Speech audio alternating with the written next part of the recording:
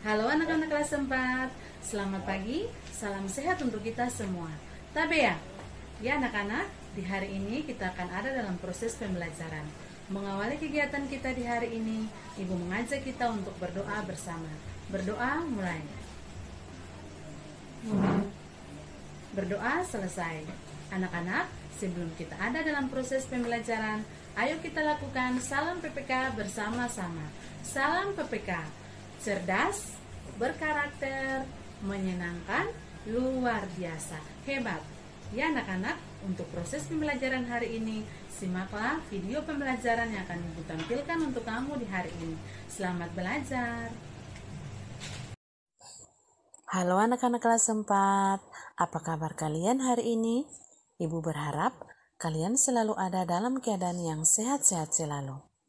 Anak-anak, hari ini kita akan belajar bersama tema 1, indahnya kebersamaan, subtema yang pertama, keberagaman budaya bangsaku, pembelajaran yang ke-6.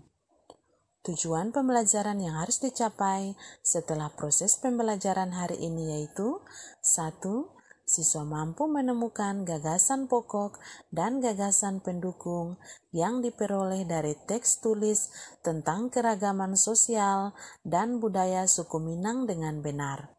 2.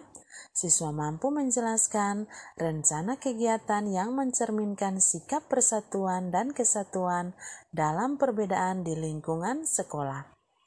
3. Siswa mampu menjelaskan prosedur variasi pola gerak dasar jalan, lari, lompat, melalui permainan benteng-bentengan dan gobak sodor dengan teknik yang benar. Mari anak-anak, kita belajar dengan penuh semangat ya, walaupun hanya dari rumah.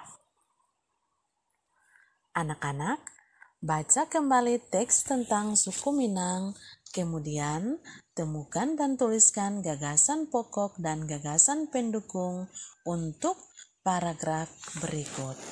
Anak-anak, kamu bisa kembali mengamati dan membaca pada pembelajaran 5 tentang suku Minang.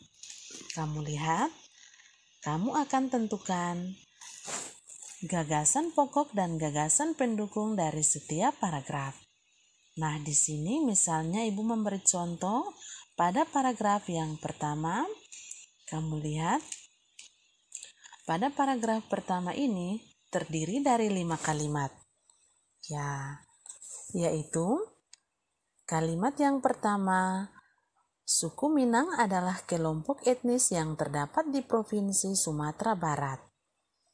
Kalimat yang kedua, suku Minang sering disebut sebagai orang Padang atau orang Awak. Kalimat yang ketiga, bahasa daerah suku Minang adalah bahasa Minang. Kalimat yang keempat, orang Minang gemar berdagang dan merantau ke daerah lain. Kalimat yang kelima, legenda suku Minang yang sangat terkenal adalah Malin Kundang.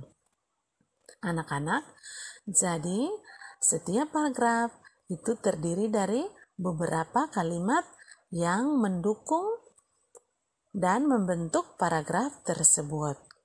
Anak-anak, kita lihat pada paragraf pertama, kalimat yang pertama, suku Minang adalah kelompok etnis yang terdapat di Provinsi Sumatera Barat. Kalimat yang pertama ini merupakan gagasan pokok.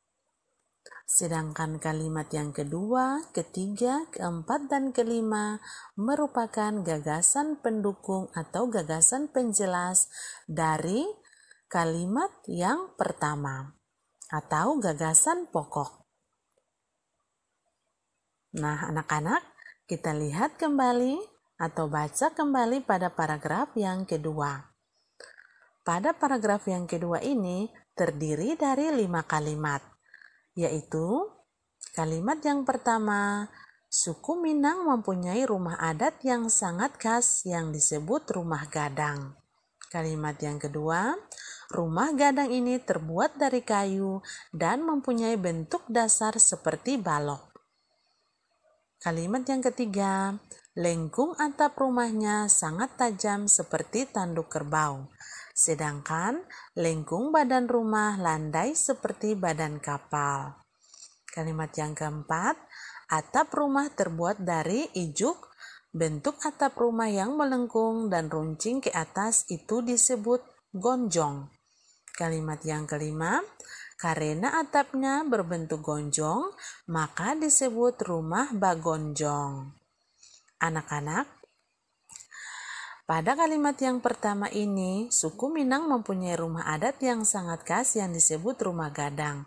Nah, kalimat yang pertama ini merupakan gagasan pokok ya pada paragraf yang kedua. Lalu, gagasan pendukung terdapat pada kalimat kedua, ketiga, keempat, dan kelima. Gagasan pendukung ini merupakan gagasan penjelas dari kalimat pertama atau yang disebut dengan gagasan pokok. Nah, anak-anak, di sini ada tugas untuk kamu. Untuk paragraf ketiga, keempat, dan kelima, kalian tentukan gagasan pokok dan gagasan pendukungnya. Kamu bisa urutkan, buat dulu kalimatnya ya, terdiri dari beberapa kalimat, lalu kamu tentukan gagasan pokok dan gagasan pendukungnya. Kalian bisa tulis di buku tugas kalian masing-masing ya. Anak-anak,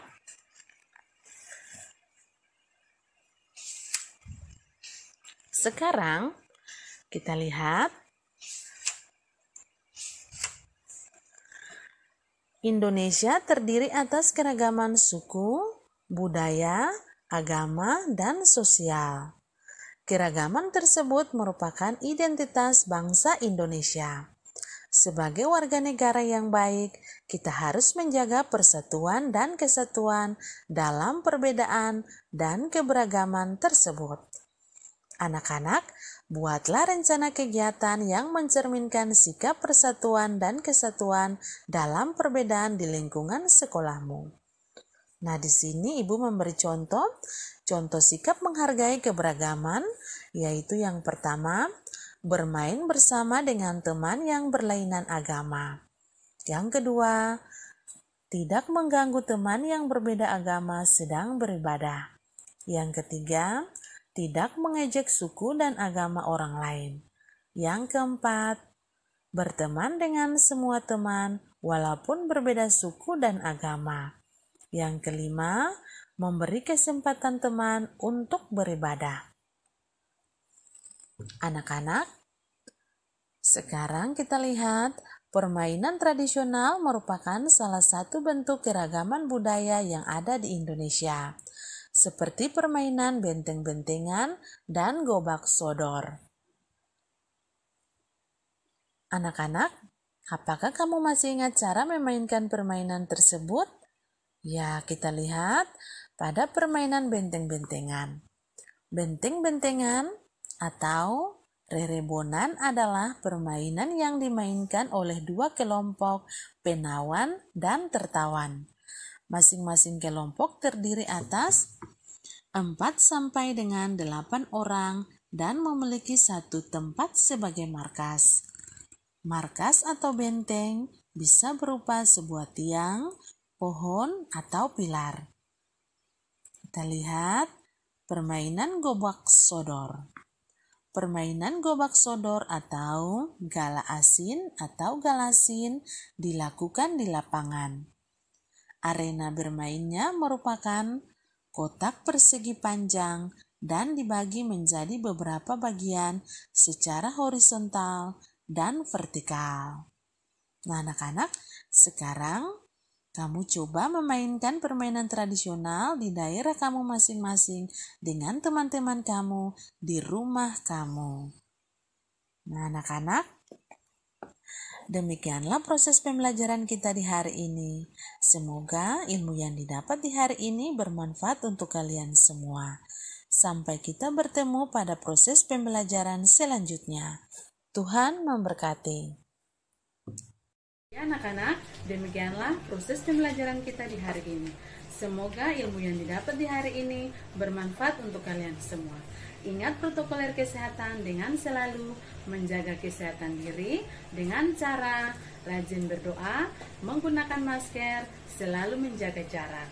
Sampai kita bertemu pada proses pembelajaran selanjutnya. Tuhan memberkati.